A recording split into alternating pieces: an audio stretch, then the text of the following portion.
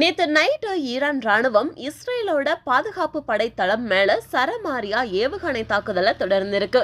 இதை சமாளிக்க இஸ்ரேல் சுமார் 1.35 பில்லியன் அமெரிக்க டாலரை செலவு செஞ்சிருக்கதா தகவல் ரிலீஸ் ஆயிருக்கு.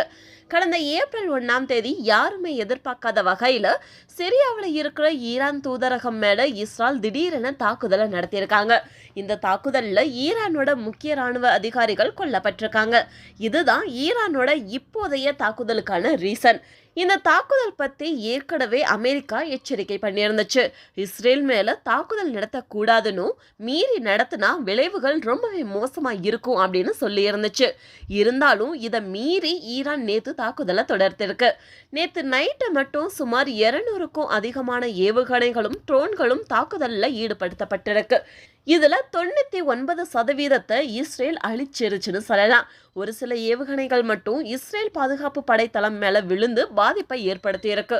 இதனால இஸ்ரேல் ஜஸ்ட் மிஸ்ல தப்பி இருக்காங்க. இருந்தாலும் இதுக்காக இஸ்ரேல் ரொம்ப பெரிய விலையை கொடுத்திருக்காங்க. அதாவது ஈரானோட தாக்குதலை அமெரிக்கா ஸ்டார்டிங்ல இருந்தே மோப்ப பிடிச்சிட்டு வந்திருக்கு.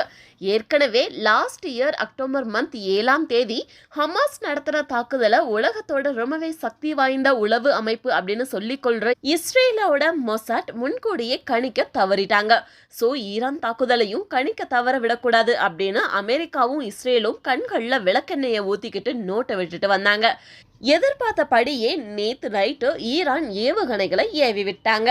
உடனே ட்ரோன்களையும் சூப்பர் சோனிக் ஏவுகணைகளையும் ஏவினாங்க. இது எதிர்பார்த்ததை விட கொஞ்சம் தீவிர தாக்குதல் தான். இருந்தாலும் இதை சமாளிக்க முடியாமலா இல்ல அப்படின்னு இஸ்ரேல் உணர்ந்துக்குச்சு. ஸோ ஏற்கனவே இருக்கிற அயன்டோம் பாதுகாப்பு அம்சத்தோட கூடுதலாக அமெரிக்கா வழங்கின பாதுகாப்பு கருவிகளை கொண்டு இஸ்ரேல் தாக்குதலை எதிர்கொண்டாங்க.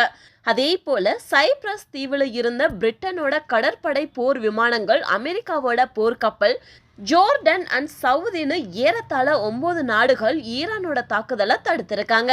அதாவது ஈரான் வெஸ் 9 நாடுகள் களத்துல இருந்திருக்காங்க. ஸோ இப்படிதான் ஈரானோட தாக்குதலை தடுக்க இஸ்ரேல் நேத்து நைட்டு மட்டும் சுமார் 1.35 பில்லியன் அமெரிக்க டாலரை செலவு செஞ்சிருக்கதா தகவல் வெளியாயிருக்கு. இந்த தொகை இந்திய மதிப்புல 11,287 கோடி ரூபாய்.